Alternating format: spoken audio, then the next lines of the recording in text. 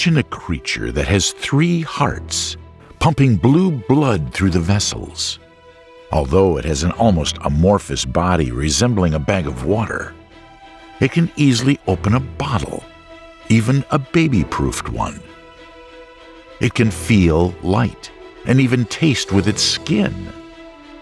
It has no ears, but it hears well, even in the infra range. It can constantly change color and texture, becoming indistinguishable from the environment, even though it doesn't identify colors at all and sees the world in black and white. It's venomous and can be hostile, but at the same time, it's curious and even playful. On top of that, it's highly intelligent and can solve non-trivial problems. In addition to the main brain, it has 8 smaller brains in different parts of the body. And these additional brains make their own decisions. Who is this monster? Does it come from Earth? Yes, you got that right. It's an octopus. And of course, it comes from our planet. Although, some scientists entertain another idea. But first things first. The mystery of the octopus.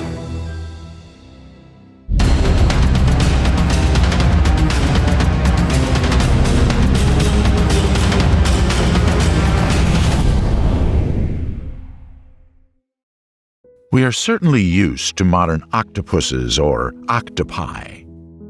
Everyone has known these creatures since childhood, and this somewhat reduces our perceptual acuity. Seeing these shots, many feel surprised, but hardly anyone feels excitement or delight, even though the metamorphoses of the X-Men superheroes aren't that different. But for some reason, we perceive what we see in movies as something extraordinary, and yet we can't recognize that similar things that happen in nature can be no less extraordinary. Isn't it time to revisit how we see these creatures? Moreover, octopi are much more interesting than many people think. Octopi belong to the class of cephalopods, which is very ancient and was formed about 530 million years ago. At that time, there was hardly anything resembling fish, not to mention reptiles or mammals. The early ancestor of the octopus was quite small, had a protective shell, and crawled along the ocean floor. Unfortunately, having a protective shell makes species evolve very slowly. For example, turtles have stayed virtually unchanged for millions of years. But about 140 million years ago, something went wrong, and these creatures evolved to be shellless. With a soft and defenseless body and no camouflage, clumsy octopus ancestors had very slim chances of survival. This was the moment of truth. Either cephalopods became easy prey for predators and completely die out, or start developing faster and more creatively. As you can see, the cephalopods decided to fight for life and radically rebuilt their anatomy. And what they did turned out to be incredibly efficient and completely outside the box. Firstly, the octopi turned their soft and almost amorphous body into a strength, not a weakness. Since the octopus has almost no firm parts except for the beak, it can crawl into any hole, if it's at least a millimeter wider than its eyeball or beak. This allows the octopus to hide in very narrow crevices, which is a powerful evolutionary advantage for escaping large predators, such as sharks or dolphins. Second, octopi have evolved an even smarter way of staying unnoticed. In fact, they're one of the best animals on the planet to disguise themselves. Notice how quickly and unexpectedly it changes color.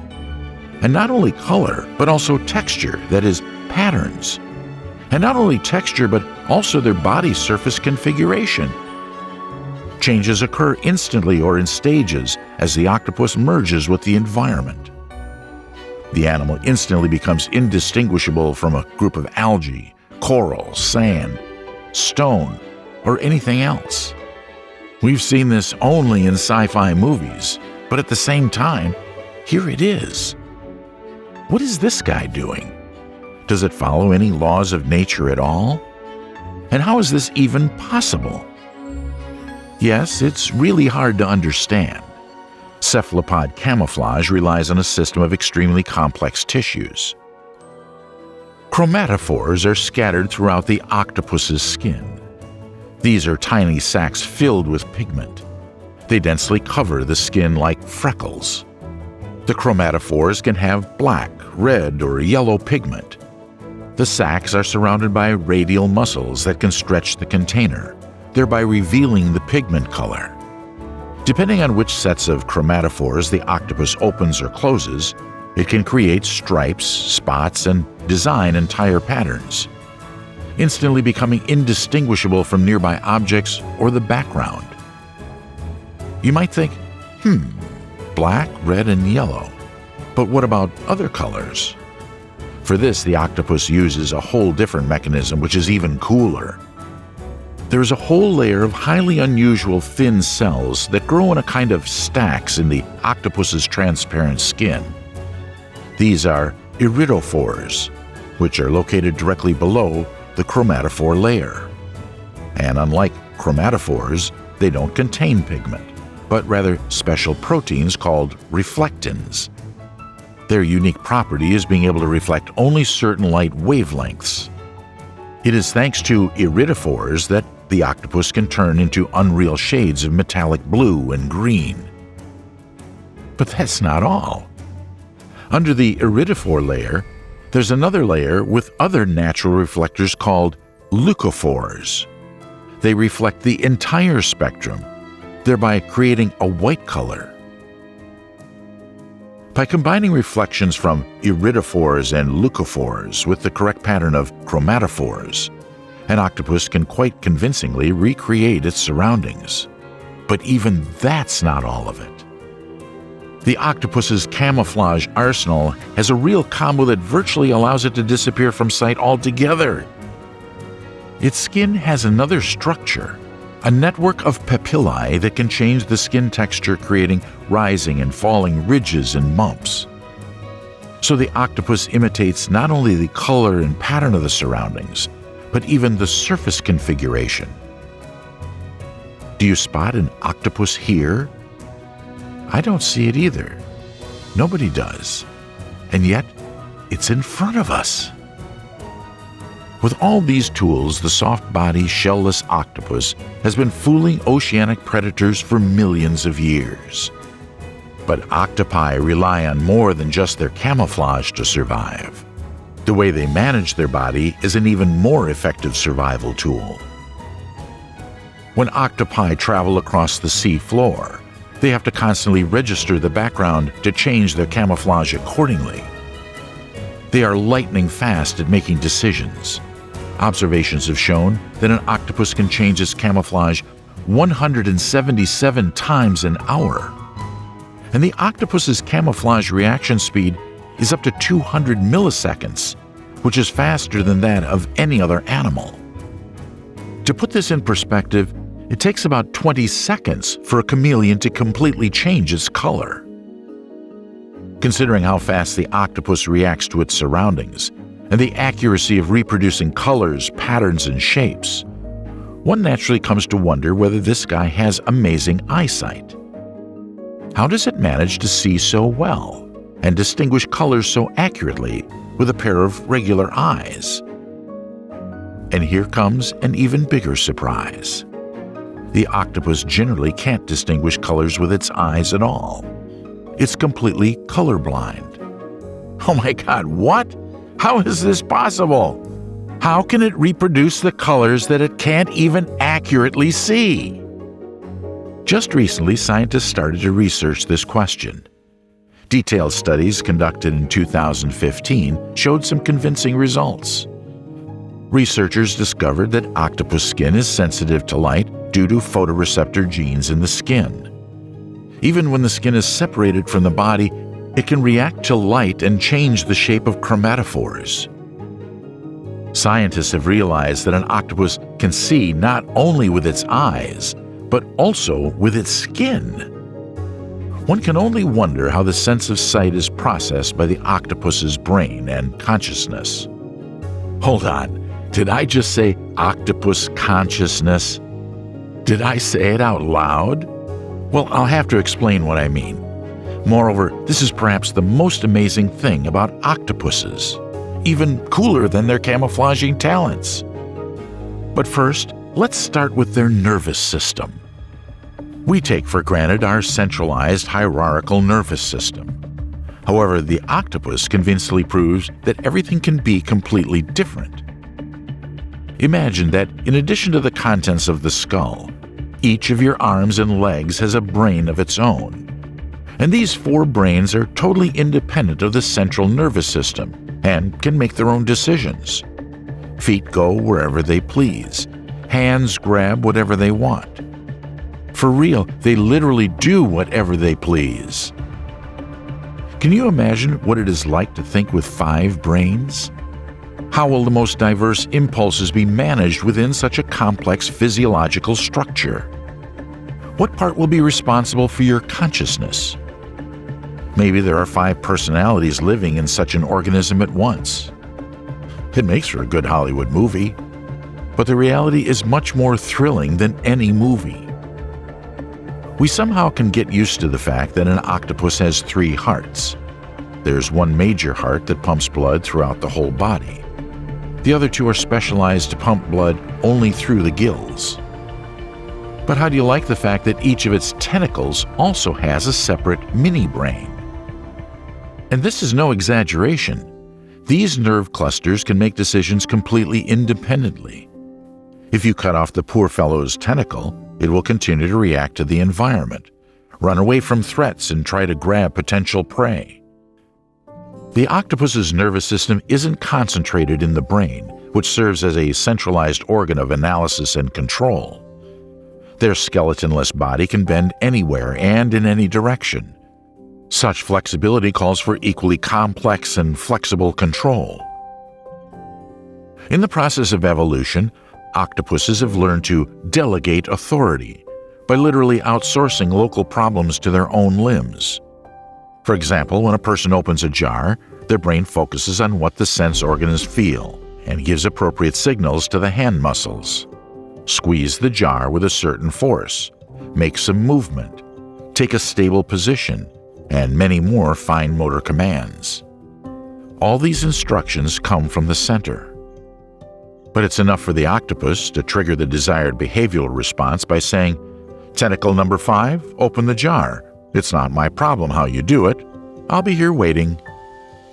Thinking limbs independently manage complex manipulations and transformations, receiving only general instructions from the central part. By the way, there's every reason to believe that the octopus changes the surface pattern consciously, and not just reflexively or adaptively. This might seem like total science fiction, I know. But there is direct evidence that the cephalopod can mimic dozens of both living and non-living objects that make up its ecological habitat. For example, when observing an octopus in its natural environment, people sometimes confuse it with a stingray, a echinoderm brittle, and even a jellyfish. The octopus often does this without actually needing camouflage, but just for fun. This amazing nervous system structure raises a whole set of other questions. What is it like to be a creature with 9 brains? What could such a personality be like? And what would octopi evolve into in another 100 or 2 million years? If a furless 2-legged monkey doesn't completely ruin this planet in all this time?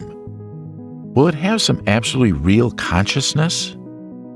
Even based on very little data available, we can confidently assert octopus's outstanding mental abilities. For example, it's known for certain that octopi easily recognize human faces. Previously, it was believed that only primates, dolphins, and some corvids, such as magpies and crows, can do this. Octopi get used to the person caring for them very quickly and can really distinguish their owner from other people. There are many curious cases when an octopus recognized people whom they didn't like and swam away from the aquarium wall. It also changed the color to signify aggression and irritation, and vice versa. If the octopus liked somebody, it moved closer to the wall of the fish tank and didn't show any signs of hostility. For example, the octopus is smart enough to easily open a bottle of pills with a special baby-proofed cap. Moreover, it can break free if it is locked inside the jar with a screw cap. The octopus has enough intelligence and tentacle strength for this. Another essential marker of octopus intelligence can be observed during play. When an animal is intelligent enough, it starts to entertain itself whenever it feels safe and bored. When hunger doesn't make it look for food and predators don't pursue it, what is left to do is either sleep or kill time doing something meaningless that has no evolutionary advantage whatsoever. Sounds too close to home, doesn't it? But whatever. One time, experimenters placed an octopus in an empty aquarium, where there was only one secluded place to hide. There were no more attractions. After some time, they threw a plastic jar into the tank. It floated on the water surface in the stream created by the compressor. At first, the octopus simply ignored it, but then it began to shoot a jet of water at the jar, throwing it back out of boredom. The jar came back downstream and everything, and the whole thing was repeated dozens of times. This is such a simple entertainment that absolutely all octopuses came up with in the course of the experiment. Here, just keep in mind we're talking about a cephalopod, not about a dog or a cat, but a pile of goo, damn it! And so no one can come to some unexpected conclusions. The fact is that until now, playing behavior has been considered an exclusively social phenomenon. While playing, animals learn to communicate, dominate, and obey. But the octopus is an absolutely self-sufficient animal, with no hierarchy in social behavior. This makes scientists reconsider the established ideas about the nature of intelligence. Previously, it was believed that it was social ties and communication that at one point drove the intelligence in vertebrates to develop. But in this regard, the octopus easily went against the system. Scientists can make many unexpected discoveries when it comes to studying this extraordinary creature. What complicates things even further is that it's really difficult to observe an octopus in its natural environment, as it prefers solitude. And setting up experiments in a laboratory on collected individuals isn't that simple. Therefore, it's hard to imagine what else this strange creature is capable of. There is another fundamental oddity in all of this. The octopus has managed to go through an evolutionary path that spanned hundreds of millions of years. It survived terrible disasters that wiped out dinosaurs, ichthyosaurs, and many other animals. This raises the question of the very origin of octopi. We love to brag about how different we are from other primates, but if you look at the octopus, at how it differs from its relatives, human achievements don't seem to be that impressive after all. Our evolutionary branches with cephalopods diverged so long ago that we became completely different in terms of anatomy and physiology. The flatworm that was our last common ancestor roamed the seafloor 750 million years ago. After that, evolution took us in different directions. This happened 350 million years before the first tetrapods appeared, which gave rise to all amphibians, reptiles, birds, and mammals 500 million years before the dinosaurs appeared. But what if it really wasn't like that? What if the octopus really came from another planet? An international team of scientists led by Australian immunologist Edward Steele of the Centre of Astrobiology in Sri Lanka suggested that extraterrestrial retroviruses facilitated evolution on Earth, and some cephalopods even came to our planet in a ready-made form carried by comets. The hypothesis is controversial, but the article was published in the peer-reviewed journal Progress in Biophysics and Molecular Biology. There's nothing unscientific in the very idea of terrestrial life coming from near or deep space. The panspermia hypothesis is not only recognized, but is actually well grounded. Organics are found anywhere, in comets, in interstellar clouds, even in the deadly Venus atmosphere. But Edward Steele's team went much further than the panspermia hypothesis. In their new paper, scientists admit that octopi could not have appeared as a result of terrestrial evolution. Researchers consider the genetic and behavioral diversity of modern cephalopods such as squid, cuttlefish, and octopi to be extremely unusual. At the same time, complex anatomical features such as a nervous system with a large brain, highly unusual chambered eyes, and lightning-fast camouflaging all appeared within a relatively short period of time. The octopus genome has 33,000 protein-coding genes, which is more than in humans. Some genetic features contrast sharply with those of other cephalopods. Steele's group believes that such genetic features couldn't have emerged through random mutations. That is, these genes are of cosmic origin. Researchers think it's plausible that frozen octopus eggs came to Earth with the comets. Of course, the theory has been mercilessly criticized and ridiculed. According to Science Alert, although this work is interesting, it's highly speculative. Editor Dennis Noble suggests that the article was published only to rekindle the debate of the origin of life and evolution, as there we find more and more evidence of organic matter on other celestial bodies. Wherever octopi actually originated, in many ways they represented an alternative course of evolution, and they had plenty of opportunities even to build their own kind of civilization. The oceans certainly provide a lot of such opportunities. Underwater volcanoes, tides, sun, waves, and wind can serve as energy sources. Oil, gas, as well as nickel, manganese, and cobalt deposits are hidden at the ocean bottom. Even more, metals can be extracted from seawater. For example, one needs to filter only 50,000 cubic meters of water to obtain a kilogram of iron. Thanks to the diversity of marine life, one can easily develop biotechnological solutions, including bioluminescent lighting based on deep-sea organisms and coral-based construction. The water electrolysis makes it possible to obtain oxygen and hydrogen. And these are fuel components that would make it possible to start jet propulsion first in water and then in the atmosphere and near space. So why did octopi choose to remain animals, albeit very intelligent ones, if they had an immense potential for developing intelligence and even building some kind of civilization over millions of years? Why are we the pinnacle of creation and not them? The reason doesn't lie in the lack of intelligence. Ironically, their strengths have become their weaknesses, for example, some of their anatomic features. So the blood of cephalopods uses hemocyanin, which doesn't contain iron like our hemoglobin, but copper. That's why it's blue. Such blood is less efficient in delivering oxygen, so octopi simply lack it for many complex tasks. Their social self-sufficiency and solitary lifestyle played a cruel joke on octopi. Living not in packs, they don't pass on experience from one generation to the next. The octopus's lifespan rarely exceeds 5 years, with an average of 1 to 3 years. Each generation has to start learning about the world from scratch.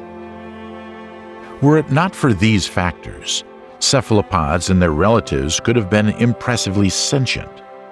And one day the two-legged kings of the land, that is us, would confront the civilization of the eight-legged kings of the sea.